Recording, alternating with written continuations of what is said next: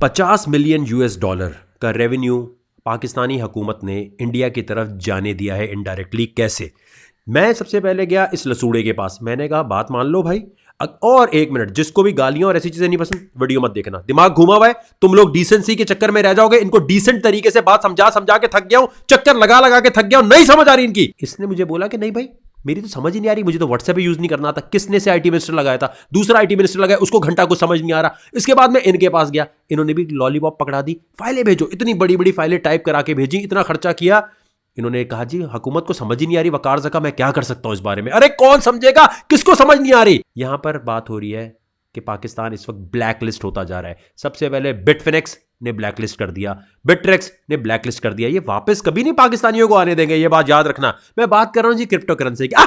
वकार ज़का का फायदा होगा अपना कुछ इसका। अगर वकार ज़का को क्रिप्टो का काम करना हो, वो एस्टोनिया से करेगा, अमेरिका से करेगा, मालदीव से करेगा, कहीं से भी जाके कर सकता है। अल्लाह ने तौफीक अता फरमाई है। पाकिस्तान में बढ़ने की क्या जरूरत है, पाकिस्तान में लीगल कराने के लिए लड़ने की क्या जरूरत है। केस फाइल किया हुआ है, इतने अरसे से कोर्ट का चक्कर लगा रहा हूं। 28 अगस्त 2020 को भी अकेला इन पर्सन जाके खड़ा होऊंगा कि जज साहब प्लीज सुन लीजिए मेरी रिक्वेस्ट, इसको अनबैन करवाने के लिए ऑर्डर दे दें सिर्फ। लेकिन दूसरी तरफ का कभी एफआईए वाला कोई नहीं आया होगा, कभी सिक्योरिटी एक्सचेंज कमीशन का कोई नहीं आया होगा, एडिशनल अटॉर्नी जनरल वगैरह वाले आके बोलेंगे हमें तो पता ही नहीं है, हमें तो कॉपी ही नहीं मिली भाई अभी तक, हम क्या करें। इतने अरसे से तो हम तक आज तक पता ही नहीं चला कि ये कोई चीज आई भी है कि नहीं आई।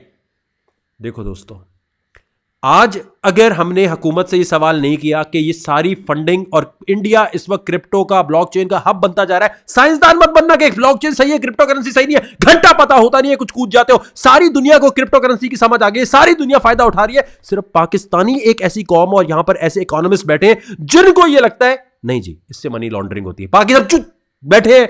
देखो, पाकिस्तान में हमेशा हर चीज को बैन किया जाता है और उसके बाद काफी अरसे बाद उसे लीगल किया जाता है। ये जो बैन करके टाइम जाया हो रहा है, जो मैं हर एक के पास ख्वारी कर रहा हूं, जा जाके कोर्ट के चक्कर लगा रहा हूं, इसका कौन जिम्मेदार होगा जब ये कल लीगल कर देंगे। जो इतने अरसे बाद ऐसा क्या होगा कि लीगल हो जाएगा ये सब कुछ।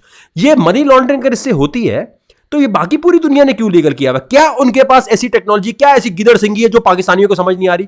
क्या ऐसी चीज है? सिर्फ एक चीज है, स्टेट बैंक को लगता है कि कंट्रोल निकल जाएगा हमारे हाथ से और पाकिस्तान का आम बच्चा भी पैसे कमा रहा होगा। लेकिन ये नहीं सोच रहे कि आपका काम सिर्फ मॉनिटरिंग करना है कि कोई गलत पैसे से गलत चीज ना खरीद रहा हो, ना कमा रहा हो। लेकिन आप लोगों में है कंट्रोल हमारे हाथ में होना चाहिए। उस चक्कर में दुनिया की सबसे बड़ी अपॉर्चुनिटी से महरूम कर रहे हैं। मैं क्यों इतना इसके पीछे इतने अरसे से लगा हुआ हूं?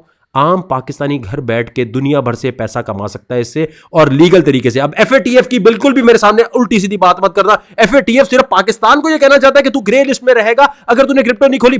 क्या क्या बोल रहा है भाई? क्या सोच रहा है? कौन सी दुनिया में घूम रहा है? कौन सी ईगो में है भाई? दोस्तों, कुछ तबीयत से नस्ली किस्म के लानती मौजूद हैं हमारे मुल्क में जो हुकूमत को जाके ये समझाते हैं, स्टेट बैंक को ये बताते हैं, या कमेंट सेक्शन में भी पोस्ट करते हुए नजर आएंगे कि एफएटीएफ के कवानीन यानी एंटी मनी लॉन्ड्रिंग एएमएल और केवाईसी यानी नो योर कस्टमर के तहत जो मुल्क भी बिटकॉइन की ट्रेडिंग करेगा, जो भी इसमें माइनिंग में जाकर काम करेगा, उन तमाम को तो एफएटीएफ ब्लैक लिस्ट कर देगा। अच्छा चाबे बम भुसड़ो, अगर ऐसी बात होती तो एफएटीएफ, आजा वेबसाइट पे चलते हैं। एफएटीएफ की ये रही वेबसाइट, यहां जाके लिखो क्रिप्टो करेंसी। यहां लिखा होना चाहिए था क्या कि भाई जो मुल्क भी इस किस्म की टेक्नोलॉजी यानी क्रिप्टो करेंसी या बिटकॉइन की ट्रेडिंग या माइनिंग करेगा उसको हम ब्लैक लिस्ट कर देंगे। हम इस टेक्नोलॉजी के अगेंस्ट है। जैसे हवाला हुंडी को बैन किया हुआ है, इसको भी बैन करते। इन क्यों लिखा हुआ है कि भाई रेगुलेट करो, इवॉल्विंग टेक्नोलॉजी है। यहां पर यूएसए में लीगल, यूरोप में लीगल, ऑस्ट्रेलिया में लीगल, न्यूजीलैंड में लीगल, जापान में लीगल टेंडर, रशिया में लीगल, दुनिया में हर जगह लीगल है। यहां पर बैन करके कौन से मजे चस्के उठा रहे हो? सिर्फ इसकी वजह एक है, किकबैक नहीं मिलेगी ना भाई। किकबैक कैसे मिलेगी अगर हमने क्रिप्टो करेंसी लीगल कर दी? अबे नई टेक्नोलॉजी में नहीं मिलती, नहीं मिलने वाली तुम लोगों को किकबैक। ई कॉमर्स में यहां कहीं भी तुम्हारा कुछ नहीं दाल गलने वाली। चलो बेटा किसी और मुल्क में जाओ अगर करप्शन करनी है। अच्छा, इमरान खान तक ये बात पहुंचाओ तो पता क्या था? इमरान खान को भाई पता ही नहीं होगा इस बात। अरे पाकिस्तान में पैसा लाने की बात हो रही है, इतने अरसे से हो रही है। इंडिया में जब ये बैन था, मैं यहां चीख चीख के कहता रहा अनबैन कर दो, ये बाइनेंस के सारे पैसे मैं लेकर आऊंगा, मैं उनसे बात कर रहा हूं। क्यों नहीं सुनी ये बात तुम लोगों ने मेरी? सारे पैसे जा रहे हैं वहां पर, कौन जिम्मेदार होगा इसका? दिमाग अपना यार क्या मतलब ये सोचना है कि ओ ये क्या मेरी जांच पड़ताल की जाए कि मेरा क्या फायदा है। मैं इल्यूमिनाटी की करेंसी यहां लेकर आ रहा हूं, शैतानी दज्जाली करेंसी लेकर आ रहा हूं। मैं कौन हूं? मैं दज्जाल हूं? कौन हूं जिसको इतना ज्यादा कीड़ा काटा हुआ है पाकिस्तान में क्रिप्टो को लीगल कराने के लिए? क्या मुझे नहीं पता ट्रेडिंग से पैसा बाहर कितना जा सकता है? क्या मुझे नहीं पता मनी लॉन्ड्रिंग से कितना पैसा यहां जाता है? ऑलरेडी पेपर करेंसी से, नकली नोटों का इतना फ्रॉड हो रहा है, उसके कौन जिम्मेदार है? यहां पर इतने सारे लोग जो पेपर करेंसी से हवाला हुंडी टुई में चढ़ा रहे हैं, उनके बारे में क्या ख्याल है? उनको क्या तुम पकड़ सकते हो? अगर आज क्रिप्टो करेंसी से एक पैसा भी जाता है, उसके लिए इंटरनेट पहले वाड़ना पड़ता है मोबाइल में, वो वाड़ने के वजह से ही ट्रांजैक्शन होगी। इसका मतलब जो चीज इंटरनेट पे आती है उसके फुटप्रिंट वहां पड़े होते हैं। डार्क वेब पे भी कोई होगा तो वो ट्रेस कर सकते हो, कोई चांस तो होगा। ये जो पेपर करेंसी से मनी लॉन्ड्रिंग हो रही है, क्या तू बंदे को पकड़ेगा और बोलेगा हाँ हमने इस पे एक आला लगाया, इसने 1 लाख ही भेजा होगा? मनी ट्रेल मिलती है बेवकूफों। अगर जो जाहिल बोलता है इसे मनी लॉन्ड्रिंग होती है, जाहिल होंगे जो मुनैरो या कोई भी ऐसी जो एनोनिमस ट्रांजैक्शन होती है उससे यूज करके पैसा ट्रांसफर करेंगे। इंटरनेट के बगैर क्रिप्टो चल सकती है? नहीं चल सकती। तो फिर किस तरह बकवास कर रहे हो किससे मनी लॉन्ड्रिंग होती है? कौन जिम्मेदार होगा इंडिया में इतने रेवेन्यू जाने का? कौन जिम्मेदार होगा कि इंडिया से पहले हम हब बन सकते थे क्रिप्टो का, अभी भी बन सकते हैं, लेकिन इसको देर से लीगल करेंगे? कौन रोक रहा है? मैं कह रहा हूं फ्री ऑफ कॉस्ट बुला लो, आईटी मिनिस्टर को साइड में मारो, मुझे काम करने दो। मैं कह रहा हूं कि खुदा के वास्ते मुझे एक दफा आने दो, मेरी जांच पड़ताल करो कि मैं क्या हिडन एजेंडा लेकर घूम रहा हूं, मेरे अंदर क्या कौन सा सुलेमानी नहीं बल्कि एक अजदहा काट रहा है कि भाई क्रिप्टो लीगल करो। नहीं, क्या इसमें क्या को हराम हराम, ये जो हराम बोल रहे हैं इसको पकड़ के रखना। और कल को जब ये हलाल करार दें, इनसे पूछना जो जितनी टेक्नोलॉजीज आज तक आई है, लाउड स्पीकर से लेकर टीवी से लेकर फेसबुक से लेकर यूट्यूब से लेकर हर चीज को हराम तुमने करार दिया है, बाद में हलाल कैसे हो जाती है ये कमबख्त? पहले बोल रहे थे टीवी हराम है, आज टीवी स्टेशन खोल के बैठे हुए हो, सब्जी मंडी में सबके टीवी तोड़वा दिए, फिर अपने टीवी स्टेशन खोल के बैठ गए। तुम लोगों को जरा सी अकल नहीं आती कि तुम लोग टेक्नोलॉजी को हराम कर देते हो, बाद में हलाल कर देते हो। भाई जिस तरह इस्लाम के लिए हमें मौलाना के पास जाना जरूरी है, इसलिए टेक्नोलॉजी के लिए भी टेक्नोलॉजी एक्सपर्ट के पास जाना जरूरी है। क्यों हम मौलाना साहब से पूछे जब उनके पास कोई आईटी की डिग्री नहीं है? ये हराम हलाल कैसे हो जाता है? नहीं, ये हलाल कैसे हुए? ये आज यूट्यूब पर नाते और बाकी चीजें चला रहे हो, तुमने अगर ब्लॉक नहीं किया हुआ हो तो कितनी जगह पर तुम्हारी नात और तुम्हारे दर्स के ऊपर वहां पर शराब का इश्तिहार या नामहरम मर्द औरत का इश्तिहार या लॉन के ऊपर लड़की नहाती भी जा रही है, घूमती भी जा रही है, उसका इश्तिहार चल रहा होता है, उससे तुम मोनेटाइजेशन से पैसे कमा रहे हो। हलाल की कमाई है वो। टेक्नोलॉजी हलाल हराम नहीं होती, उसका इस्तेमाल हलाल और हराम की तरफ लेके जाता है। मैं तंग आ चुका हूं। मरियम नवाज उस चुप से लेकर आज तक हर एक को समझा समझा के कि इसको लीगल कर दो, केपीके में मुझे मशीनें लगाने दो, लगाने की वजह से हाइड्रो पावर के थ्रू पैसा आएगा। ये जितने बड़े बड़े साइंसदान बैठे हैं ना, अपने आप को कहते हैं लाओ मेरे सामने इनको खड़ा करो, मैं इनको जवाब देता हूं। कमेंट सेक्शन में उल्टी बकवास करने से पहले ये सोचना कि तुम्हारी रिसर्च है क्रिप्टो करेंसी के बारे में नहीं है। मेरी भाई सटक गई है। मुजरों में जो खवातीन लकी ईरानी सर्कस की तरह करतब दिखा रही होती हैं, कभी यूं यूं यूं यूं, कभी यूं यूं गोल गोल सर घुमा रही होती हैं, और जो लोग बाज दफा गाना गा रहे होते हैं उनके ऊपर कभी आपने देखा कि स्टेट बैंक ने कोई नोटिफिकेशन निकाला हो कि भाई कायद-ए-आज़म रहमतुल्लाह की तस्वीर आप मुजरों में या गाने वालों पे नहीं उछालेंगे, बेहुरमती हो रही है, हम इसे बैन करते हैं? नहीं किया ना। मेरी बात भी अजीब सी आपको लग रही है। इसी तरह स्टेट बैंक ऑफ पाकिस्तान को ये हक नहीं पहुंचता था कि वो टेक्नोलॉजी को बैन करे जब तक पार्लियामेंट में इसमें कोई कानून साजी नहीं हुई थी। देखिए, इंग्लिश कॉमन लॉ में एक वर्ड होता है डेलिकेटेड।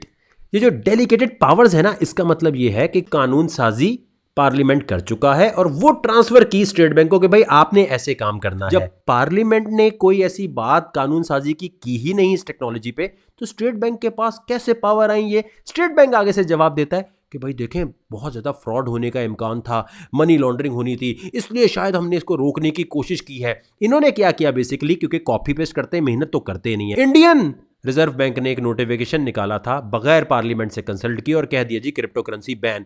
4 दिन के बाद कॉपी पेस्ट किया स्टेट बैंक वालों ने, क्योंकि मेहनत तो करते नहीं है, टप करके दे दिया भाई इंडिया ने बैन किया, हम भी कर देते हैं। अब इंडियन सुप्रीम कोर्ट ने काफ़ी अर्से पहले ये दे दिया कि भाई सेंट्रल बैंक का क्या काम जब इस पर कानून साजी नहीं है, आपने डेलीगेटेड पावर्स अपनी गलत इस्तेमाल की हैं, गैर कानूनी है ये। वही कुछ स्टेट बैंक वालों के साथ भी होगा, लेकिन बहुत लंबे अरसे के बाद कोर्ट में लड़ के होगा।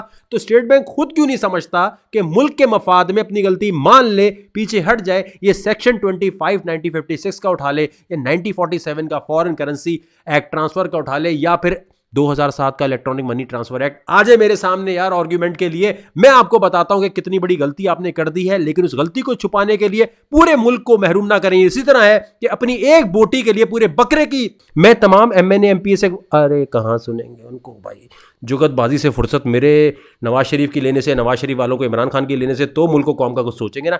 ये जो लेट होगा सब कुछ, इसके ऊपर बात हो रही है। लीगल तो मैं करा लूंगा, मुझे पता है ये कोई ट्रेंडिंग टॉपिक नहीं है, ना ही कोई इसके बारे में बात करेगा। मेरा वादा है कि मैं अपने कौम के लिए सोचता हूं। मुझे पता है कड़वी दवाई है, अभी आधे लोगों को समझ भी नहीं आएगी कि क्यों बोल रहे हैं बिटकॉइन उसके बारे में। और यहां साइंसदान ऐसे आएंगे कि बोलेंगे अबे वो बाइनेंस जो है ना वो तो ब्लॉकचेन में इन्वेस्ट कर रहा है, क्रिप्टो में क्या करना है। अबे बाइनेंस क्या चने बेचने की दुकान है? किस चीज की दुकान है वो?